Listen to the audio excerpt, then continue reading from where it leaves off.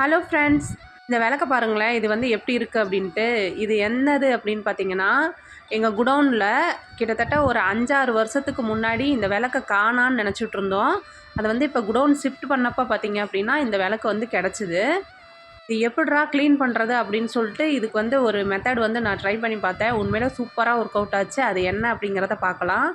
ரசத்துக்கு வந்து புளியை கரைச்சிட்டு அந்த ரசத்துக்கு அந்த வேஸ்ட் புளி இருக்கும் பார்த்தீங்களா, அதை வந்து அதோட இன்னும் கொஞ்சம் நல்ல புளியும் சேர்த்து தண்ணியில் வந்து நல்லா கரைச்சி விட்டுட்டேன். இதில் வந்து தூள் உப்பு வந்து 1 ஸ்பூன் வந்து சேர்த்துருக்கேன். ஒரு அரை லெமன் அளவுக்கு சேர்த்து தண்ணியில் வந்து விளக்கு நல்லா மூழ்கிற அளவுக்கு வச்சு நல்லா அடுப்பில் வச்சு கொதிக்க வச்சிடலாம். நல்லா வந்து இது ரொம்ப நாள் ஆச்சு இல்லைங்களா, அதனால வந்து ஃபுல்லாக அந்த ஆயிலோட லேயர் வந்து அப்படியே ஒரு கிட்டத்தட்ட ஒரு 3 லேயர் படிஞ்சா எப்படி இருக்கும் அந்த மாதிரி வந்துருச்சு.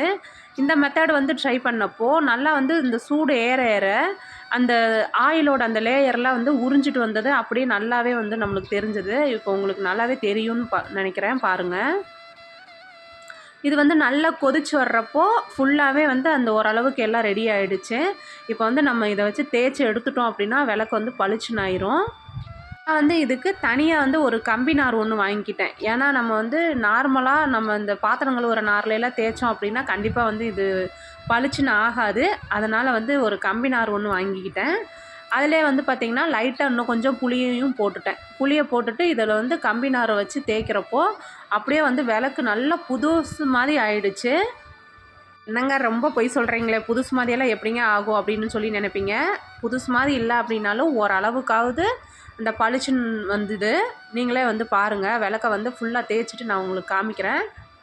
மற்ற நாள்லலாம் வந்து நம்ம கம்பி நார் வந்து சாமி முகத்துலலாம் வந்து கீறுற மாதிரி வந்து நம்ம போடக்கூடாது. இது வந்து ரொம்ப நாள் ஆனனால தான் நான் வந்து கம்பி நார் யூஸ் பண்ணியிருக்கேன். மற்ற நேரத்துலலாம் நான் வந்து கம்பி நார் யூஸ் பண்ணி விளக்கெல்லாம் வந்து தேய்க்கவே மாட்டேன். ஏன்னா வந்து ஸ்க்ராட்ச் விழுந்துரும். அதனால தான். அதே கோயில்கள் எல்லாம் வந்து பார்த்திங்கன்னா நாள்பட்டு தேய்க்காமல் வச்சுருப்பாங்க. அந்த விளக்குகளை பூரா இந்த மெத்தடில் வந்து இது நான் ஃபஸ்ட்டு எப்படி எனக்கு இந்த மெத்தடு தெரியும் அப்படின்னா, எங்கள் ஊர் கோவிலில் வந்து ஒரு டைம் வந்து விளக்கெல்லாம் வந்து வாஷ் பண்ணி தர சொல்லியிருந்தாங்க. அந்த விளக்கு பார்த்திங்கன்னு வச்சுக்கோங்களேன், இதோட ரொம்ப மோசமாக இருந்துச்சு. அப்படியே ஃபுல்லாக கருகருன்னு இருந்தது. அப்போ ஒருத்தவங்க சொன்ன ஐடியா தான் இது.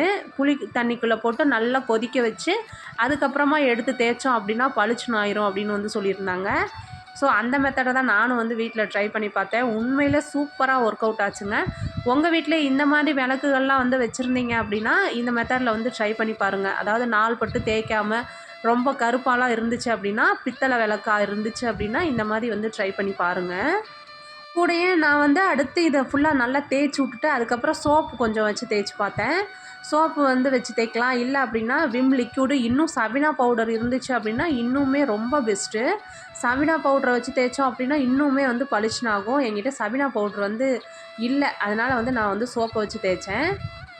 ஃபுல்லாக தேய்ச்சிட்டு கழுவிட்டு காமிக்கிறேன் பாருங்கள்.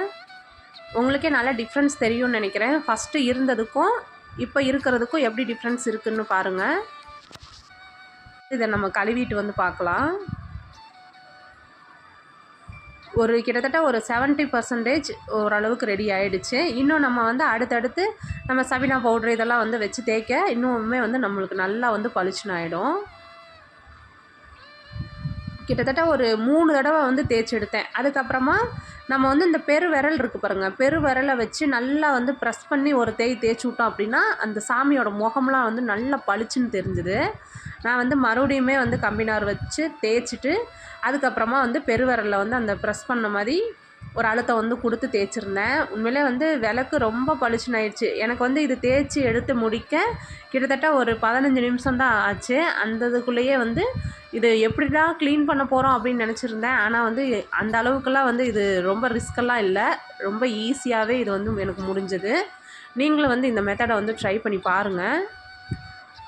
எங்கள் வீட்டில் வந்து சொன்னாங்க, இதெல்லாம் வந்துட்டு தேய்க்கவே முடியாது, பேசாமல் இதை கடையில் கொடுத்துட்டு நீ வந்து பேசாமல் புது விளக்கு வாங்கிடு அப்படின்னு வந்து சொன்னாங்க. புது விளக்குலாம் வேண்டாங்க, நான் தேய்ச்சி பார்க்குறேன், இது செட் ஆகலை அப்படின்னா வேணால் நம்ம வந்து புது விளக்கு வாங்கிக்கலாம் அப்படின்னு சொல்லியிருந்தேன். கடைசியில் பார்த்தா இதுவே வந்து புது விளக்கு மாதிரி ஆயிடுச்சு. ஆக்சுவலாக நான் வச்சுருக்க வெள்ளி விளக்கு பார்த்திங்கன்னா இந்த 2 காமாட்சி விளக்கு காணான்னு சொல்லிட்டு தான் வாங்கினது. இந்த விளக்கு இப்போ கிடச்சது ரொம்ப ரொம்ப ஹாப்பியாக இருந்தது. பாருங்கள், நல்லாவே வந்து பளிச்சுன்னு ஆயிடுச்சு. மேலே இன்னும் நம்ம வந்து கொஞ்சம் இந்த ஃபில்ட்ரு வாட்டர் இருந்துச்சு அப்படின்னா அதில் ஒரு தடவை முக்கி எடுத்தோம் அப்படின்னா அந்த விளக்கு வந்து இன்னுமே வந்து பளிச்சுன்னு ஆகிடும். இப்போ வந்து 2 விளக்கையும் தேய்ச்சிட்டேன் பாருங்கள். எப்படி இருந்த விளக்கு எப்படி ஆயிருச்சு அப்படின்ட்டு உங்களுக்கு நான் இப்போ வந்து ஃபஸ்ட்டு எப்படி இருந்துச்சு இப்போ எப்படி இருக்குன்ட்டு இதிலே பிக்சர்லேயே வந்து காமிக்கிறேன். இப்படி இருந்த விளக்கு தான் நம்ம வந்து தேய்ச்சி எடுத்து இப்போ வந்து இந்த மாதிரி ஆக்கியிருக்கோம். உங்கள் வீட்டில் இந்த மாதிரி நாள் பட்டு தேய்க்காமல் நாள் பட்டு பிசுபிசுப்பாக இருக்குது அப்படின்னா இந்த மெத்தடை வந்து ட்ரை பண்ணி பாருங்கள். கண்டிப்பாக 100% வந்து இது ஒர்க் அவுட் ஆகும். ஸோ நம்ம தேய்ச்சது ஃபைனலாக இந்த மாதிரி தான் இருக்குது. இந்த வீடியோ உங்களுக்கு பிடிச்சிருக்கும் அப்படின்னு நினைக்கிறேன். வீடியோ பிடிச்சிருந்துச்சுன்னா ஃப்ரெண்ட்ஸ் அண்ட் ரிலேட்டிவ் கூட ஷேர் பண்ணிக்கோங்க. தேங்க்ஸ் ஃபார் வாட்சிங்.